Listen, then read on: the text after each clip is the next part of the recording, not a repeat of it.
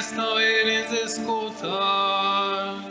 Eu conheço então minhas ovelhas, que me seguem comigo a caminhar. Aleluia. Aleluia. Aleluia. Aleluia. Aleluia.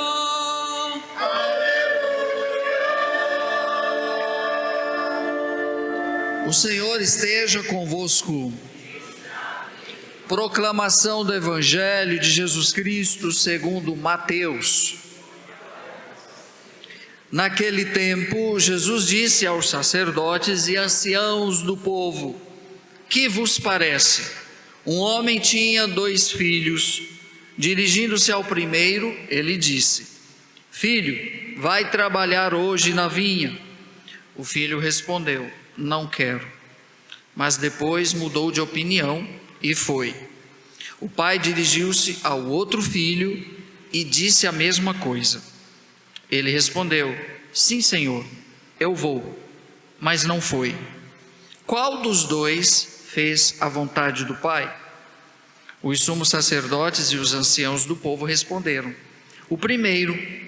Então Jesus lhes disse: em verdade vos digo que os cobradores de impostos e as prostitutas vos precedem no reino de Deus.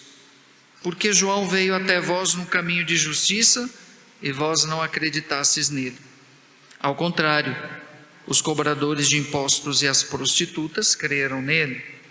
Vós, porém, mesmo vendo isso, não vos arrependestes para crer nele.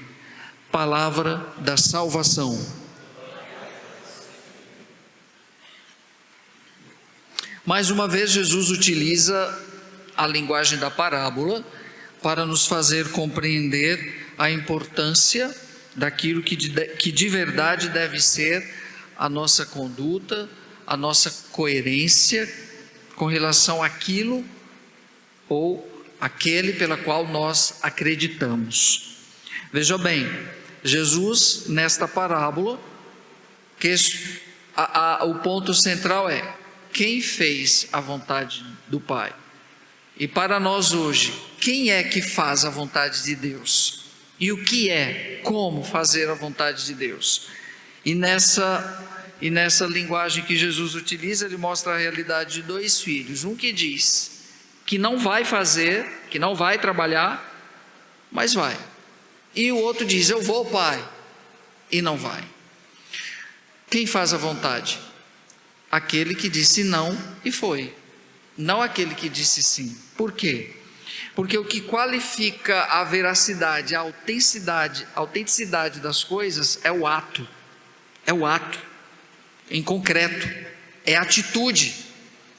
Lógico, seria bom e importante que não houvesse dicotomia, disparidade entre o sim que eu digo e o não que eu faço. Em outro momento, no próprio Evangelho, Jesus diz o quê? Que teu sim seja sim, que o teu não seja não. Nós não podemos viver nessa incoerência. As tuas atitudes devem corresponder com aquilo que você professa. A profissão de fé é dizer sim. Quantos se dizem cristãos, mas de atitude cristã não tem nada? E quantos dizem que não acreditam em Deus e as suas atitudes de repente são muito mais cristãs do que daqueles que professaram? Até conheço pessoas assim, que olhando, nossa, meu Deus, é uma católica excelente, é uma cristã e no entanto não professa fé nenhuma, mas as atitudes dela é de quem professa. Bacana seria se aquelas atitudes correspondessem com a profissão de fé dela. E o que Jesus está querendo dizer é que não pode haver isso. Ou você diz sim e faz o sim, ou você diz não e faz o... Porque vai ficar nessa dicotomia, isso é terrível. E muitas vezes nós somos assim, nós agimos assim. Às vezes até dizemos sim, mas na verdade a vontade é de dizer não. Geralmente fazemos isso quando queremos agradar, ou quando queremos fazer aí um meio campo com as coisas. Até porque existem os cristãos que são mornos, Aí em outro momento Jesus diz o quê? Ou quente ou frio, o morno eu vomito. E hoje mais do que nunca parece que nós estamos vivendo um momento onde as pessoas são mornas, onde elas não querem se queimar. E a gente usa muito essa expressão, não quer se queimar. Ou seja, eu ainda uso uma expressão muito mais forte. Tem gente que quer servir a Deus e ao diabo, não sabe o que é da vida. Meu filho, a vida é feita de opções, ou você ata ou desata o nó. É muito complicado esse tipo de pessoas que vivem assim, no meio termo, sabe? Para agradar um e outro vai fazendo as conveniências. Isso é terrível, terrível. Até porque Deus não vive de conveniências, Deus é da verdade. Então chega um momento na vida que nós não podemos em nenhum momento ter medo do que vão falar ou do que vão dizer, quando você está amparado pela verdade, mesmo que as consequências sejam morrer. Mas pelo menos a causa foi nobre. O pior são aqueles que morrem por causas fúteis, inúteis, que não vai levar a nada, ao céu muito menos. Aí Jesus continua a parábola e diz o quê? Que os cobradores de impostos e as prostitutas vos precederão. Jesus está falando aqui para os sacerdotes, hein? Para os anciãos, que as prostitutas e os cobradores de impostos entrarão no céu primeiro que eles, e talvez eles nem entrem e esses entrem. Vamos entender dois pontos. Primeiro, Jesus não está legitimando a corrupção nem a prostituição, não é nada disso, porque pode ser que apareça um aí para favorecer a si mesmo, ou pela conveniência queira interpretar que Jesus está dizendo que a prostituição é algo lícito. Não é isso que Jesus está dizendo. O que Jesus está falando? Com relação ao filho que disse não e fez, e os cobradores de impostos e prostitutas aqui não tinham obrigação nenhuma de acreditar no Messias e acreditaram, e os sacerdotes que deveriam acreditar porque eram os estudados, os escribas, os fariseus, os anciãos sabiam de decor as sagradas escrituras, o Messias estava ali e eles não acreditaram. Os cobradores de impostos, que eram tidos como corruptos e pecadores, e as prostitutas que viviam à margem, acreditaram. Nessa profissão de fé carregada de arrependimento, faz com que a pessoa se salve. Ou seja, aqui tem um outro pecado que vem antes da prostituição em si, né, e da corrupção em si, tem um pecado que antecede, e é esse que nem sempre a gente se dá conta. É o pecado social. O pecado social, esse é muito grave, esse é terrível. O pecado social é aquele que tira do outro a dignidade, porque muitas dessas mulheres, aqui nós estamos analisando o contexto da época, tornaram-se prostitutas não por opção. Ninguém nasce dizendo, quando eu crescer quero ser prostituta, quando eu crescer eu quero ser ladrão. Não tem isso, não existe esse desejo, essa intenção de ser ou de fazer algo ilícito, não existe isso. Que empurram as pessoas para as situações onde as suas dignidades são agredidas e destruídas é o pecado social. Ou seja, muito mais do que o ato da prostituta em si, mas quem a levou à prostituição, ou quem ganha com a prostituição, esse já tem um inferno garantido. Esse já tem, porque quem está lá na ponta é como usuário de droga, que já está dependente, né? Já está escravo da droga. Quem o levou, quem ganha com isso, peca mais do que ele, porque feriu a dignidade daquela pessoa e a colocou numa condição de dependência, de miséria, de fragilidade. Então muitas vezes, lógico que nós vamos julgar a ponta da coisa. Muitas vezes a nossa hipocrisia faz com que nós julguemos a ponta. É bem verdade também que, por isso que a gente tem que tomar cuidado com os atos, com os nossos atos, com as nossas atitudes. Se nós quisermos conhecer uma pessoa, nós temos que ver as atitudes dela, não nem muito o que ela fala, porque assim como esse filho, ele pode falar uma coisa e fazer outra, mas as atitudes dela têm coerência com a vida que ela diz viver, com o que ela professa, com o que ela acredita. amo Jesus Cristo, mas vive falando mal da vida dos outros. O que Jesus pediu? Ama o próximo. Amar o próximo significa salvaguardar a sua imagem, preservar a imagem do outro, mas não, eu falo mal do outro, eu fofoco sobre a vida dos outros, e sou cristão, venho à missa, venho comungar. Terrível isso, é bom pôr a mão na cabeça, na consciência. Então professa uma fé e não vive de acordo com ela, porque o mandamento é amar a Deus e ao próximo. Quando eu destruo o meu próximo, seja com que intenção for, falar mal, fofocar, se vingar, seja lá o que for, alguma violência, eu estou ferindo um mandamento cristão maior, que é do amor ao próximo.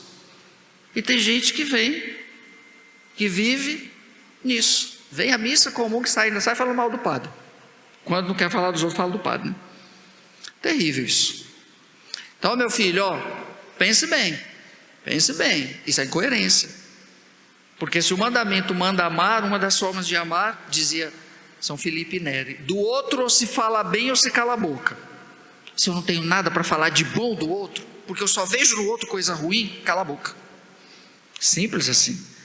Para quê? Para que eu não peque contra o mandamento do amor, da caridade. E é esse, se tem um dos pecados que mais nós somos tentados, é pecar contra a caridade, contra o amor, que é o mandamento maior. Dessa forma, eu tiro de mim, elimino de mim a graça, e acho que estou certo. Não existe certo quando se fala mal do outro, não existe certo. Uma coisa é fazer uma correção fraterna. Olha, correção fraterna é uma forma de amar. Chegar para o outro e dizer que ele está errando, para ele que é interessado, não para a vizinhança. Isso é coerência, isso é bonito, isso é nobre. Pedir perdão, perdoar, isso é nobreza de espírito, isso é ser cristão, não o contrário. Então, infelizmente, o Evangelho vem nos chamar a atenção para isso.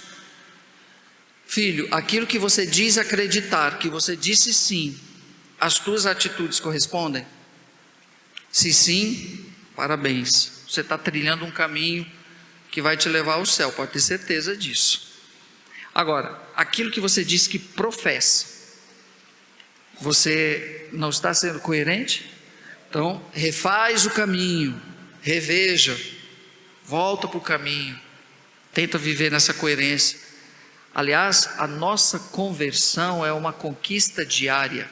Não existe ninguém pronto e acabado. Nós não somos prontos e acabados. Nós não somos perfeitos, pelo amor de Deus. Nós estamos buscando todos os dias nos aproximarmos da perfeição. E um dos pontos principais para essa proximidade é tomar consciência. O primeiro passo para a gente mudar em qualquer coisa na vida, seja ela o que for, é tomar consciência. É tomar consciência. Tomar consciência da sua limitação, tomar consciência do seu pecado, da sua fragilidade, e tomar consciência que você pode transcender a tudo isso, que você pode superar, que você pode ser um ser humano melhor do que o que você é. Porque aí muitas vezes as pessoas vivem nas suas angústias, amarguras e tristezas e não se perguntam: por que está acontecendo comigo? Por que eu estou vivendo assim? Para e pensa. Para e pensa que você vai encontrar todas as respostas. Aliás, a maioria dos desmandos que acontecem na nossa vida nada mais é do que fruto do nosso mau uso da liberdade. Do nosso mau uso da liberdade nossa. Então, nesse sentido, o Evangelho ele é muito forte, porque, vejam bem, coloca aqueles que estão à margem e num pecado gravíssimo como sendo os que poderão entrar primeiro no céu: prostitutas e corruptos. Eita, meu Deus do céu, hein? Nem vamos entrar no mérito. Mas quem faz com que essas pessoas pequem? Então, nesse sentido, é um chamado forte para construir o reino de Deus a partir de uma conversão de todos os dias. Embora Jesus aqui fala fortemente aos anciãos e aos sacerdotes da época, que se achavam ilibados, moralmente intocáveis, conhecedores da teologia, mas as práticas não correspondiam. Aí Jesus faz essa parábola para dizer: olha, muito mais do que os discursos belos que muitas vezes vocês fazem, as atitudes e os atos podem te mandar para o céu muito mais rápido. Agora, quando isso está de acordo, né, a profissão de fé com as atitudes é a coisa mais bela que existe. Aliás, é esse o esforço, isso chama-se equilíbrio. Equilíbrio, né? A gente tem que procurar sair da gangorra. Gangorra faz isso, né? Tem que procurar fazer isso aqui. O que eu acredito tem que corresponder com as minhas atitudes do dia a dia e das pequenas. Às vezes a gente despreza as pequenas coisas, mas elas nos falam muito, né? Nos falam muito. Os pequenos gestos, pequenas atitudes, elas nos revelam muito mais do que aquelas grandes, né? Que às vezes a gente quer fazer, até às vezes para aparecer. Mas aquelas pequenas diz muito mais de você, mais do que você pensa.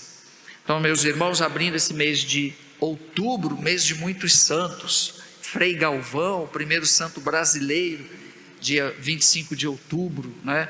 Nossa Senhora sobre tantos títulos, Nossa Senhora do Rosário, né? Madonna de Nossa Senhora do Rosário de Pompeia, né? Então, quantos títulos de Nossa Senhora celebramos durante esse mês, quantos santos, o nosso Carlo Acutis, 12 de outubro, e tantos outros. Peçamos a eles que nos ajude, né? Que intercedam por nós nas nossas fraquezas, para que consigamos na nossa vida sermos coerentes com aquilo que nós professaremos.